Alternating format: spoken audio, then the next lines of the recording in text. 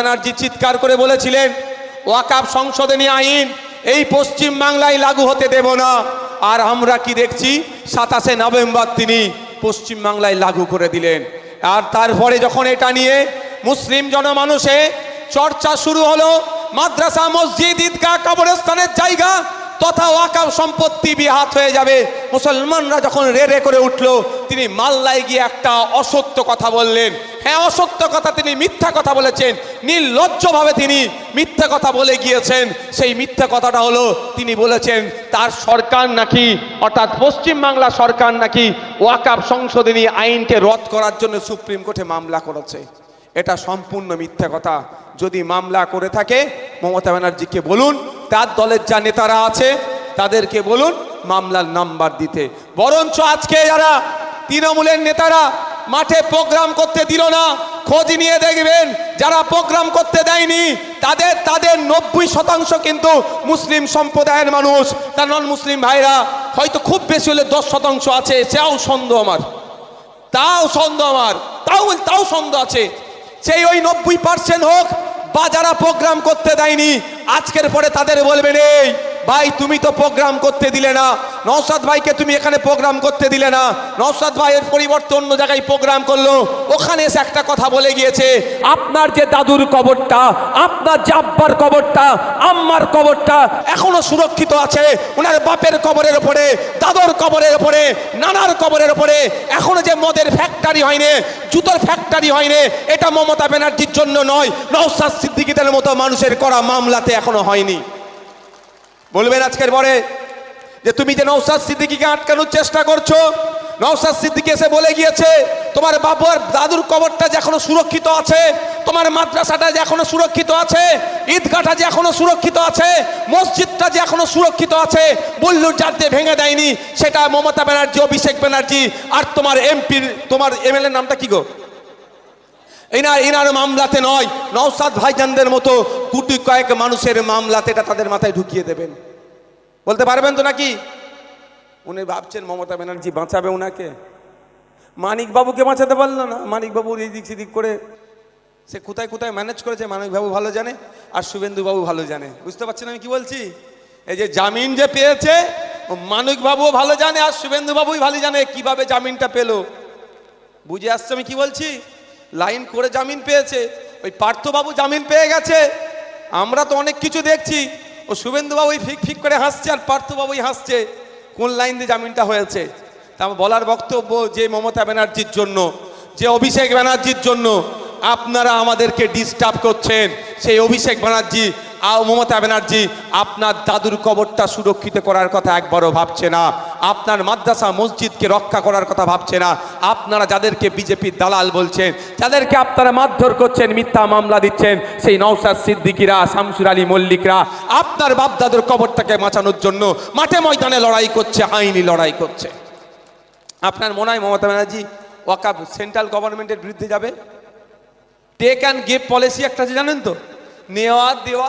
মমতা ব্যানার্জি এটা হয়তো বলে দিয়েছে, আমি ওয়াকফ তোমাকে ছেড়ে দিলাম, তুমি আমার ভাইপোটাকে ছেড়ে দাও।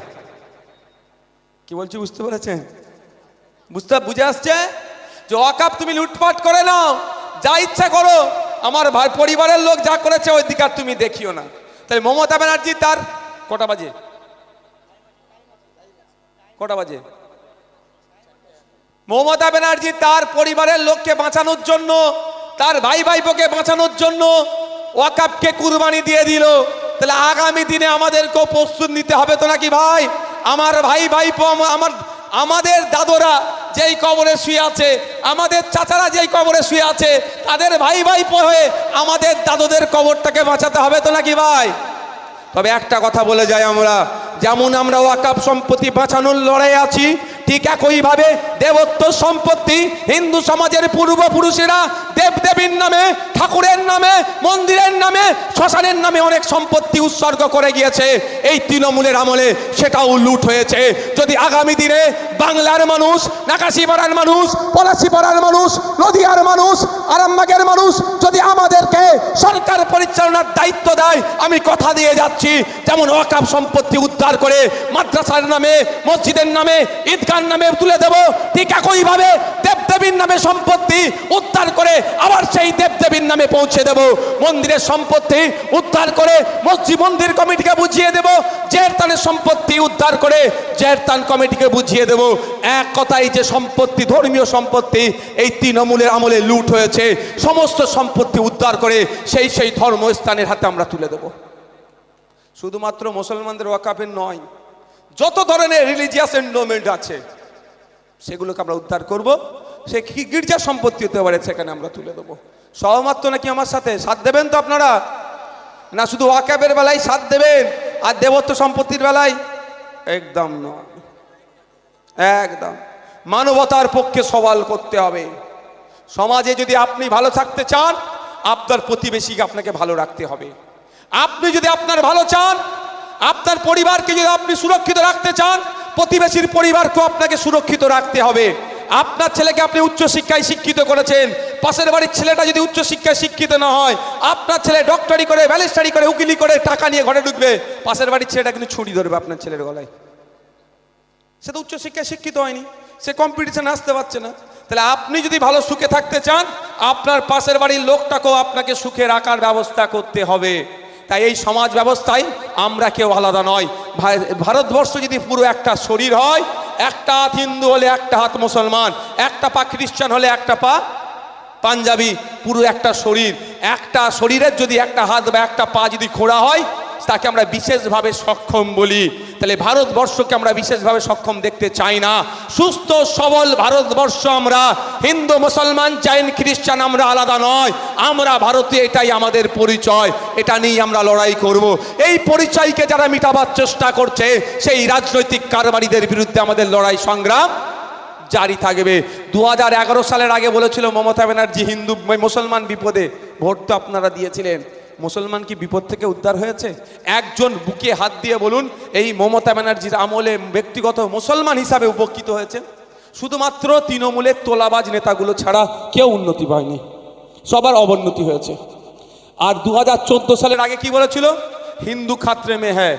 আর এখনো একটা হিন্দু ভাই বুকে হাত দিয়ে বলুন ব্যক্তিগত হিসাবে তিনি হিন্দু হিসাবে উপকৃত হয়েছেন? কেউ বলতে পারবে না। কিন্তু দেখুন মমতা ব্যানার্জির ভাইপোর সম্পত্তি রকেটের গতিতে বেড়েছে, আর অমিত শাহজির ছেলের সম্পত্তি 14,000 গুণ ব্যবসায়ী বেড়ে গেছে। কিন্তু আপনার পাড়ার এইখানে যিনি একটা হিন্দু কাকা আছেন আর মুসলমান চাচা আছে, বুকে হাত দিয়ে বলুক তো, না মমতা ব্যানার্জির ভাইপোর মতো অবস্থা হয়েছে, না অমিত শাহজির ছেলের মতো অবস্থা হয়েছে। কিন্তু হিন্দু আর মুসলমান কিরা বাঁচাতে এসেছিল। তাই বন্ধুগণ, সময় স্বল্প, সন্ধ্যার আজান হবে। আমি আপনাদেরকে একটা কথা বলে চলে যাই, শেষ করবে এক্ষুনি একটা কথা বলি। আজকে আমরা প্রোগ্রাম করলাম, তৃণমূলের বন্ধুরা আমাদের একটা কথা কাটার জায়গা পাবে না। ওরা একটা কথার জায়গা ওরা পাবে না যে এই কথাটা দিয়ে আমার বিরোধী করবে। শুধুমাত্র এতটুকুই বলবে ভোট কেটে বিজেপির সুবিধা করে দেবে, এই ছাড়া ওরা করতে পারবে না। তাহলে আমি একটা চ্যালেঞ্জ করে যাই, একটা এগ্রিমেন্ট হোক, একটা চুক্তিপত্র হোক, যেই চুক্তিপত্রে কি লেখা থাকবে, আব্বাস সিদ্দিকী তলায় সই করবে যে আইএসএফ যেখানে যেখানে প্রার্থী দেবে ওখানে যদি ভোট কেটে বিজেপি আসে তাহলে তৃণমূল যা শাস্তি দেবে মাথা পেতে মেনে নেবে। ওই চুক্তিপত্রে মমতা ব্যানার্জিকে সই করতে হবে। মমতা ব্যানার্জি লিখবেন যেখানে যেখানে তৃণমূল প্রার্থী দেবে যদি ভোট কেটে বিজেপি আসে, আইএসএফ যা শাস্তি দেবে ওদেরকে মাথা পেতে মেনে নিতে হবে। বুঝছেন কি বলছি আমি? আইএসএফ চুক্তিপত্রে সই করতে প্রস্তুত আছে। বিজেপি, আমরা যেখানে প্রার্থী দেবো যদি বিজেপি আসে, তৃণমূল যা শাস্তি দেবে মেনে নেব। আর ওখানে তৃণমূলকে সই করতে হবে। কিন্তু যেখানে যেখানে তৃণমূল প্রার্থী দেবে যদি বিজেপি ভোট কেটে আসে তাহলে আমরা শাস্তিটা দেবো। ওরা মনে হয় সই করবে? ওরা যদি সকালে সই করে, বিকালে ভাইপোকে তিহার জেলের ভাত খাওয়াবে। তা আমরা যদি বিজেপি ভোট কেটে আনার সহযোগিতা করি তাহলে আমরা সই করব না। আসলে কে বিজেপিকে আনা ব্যবস্থা করে দিচ্ছে দিনের আলোর মতো পরিষ্কার হয়ে গিয়েছে। তাই বন্ধুগণ,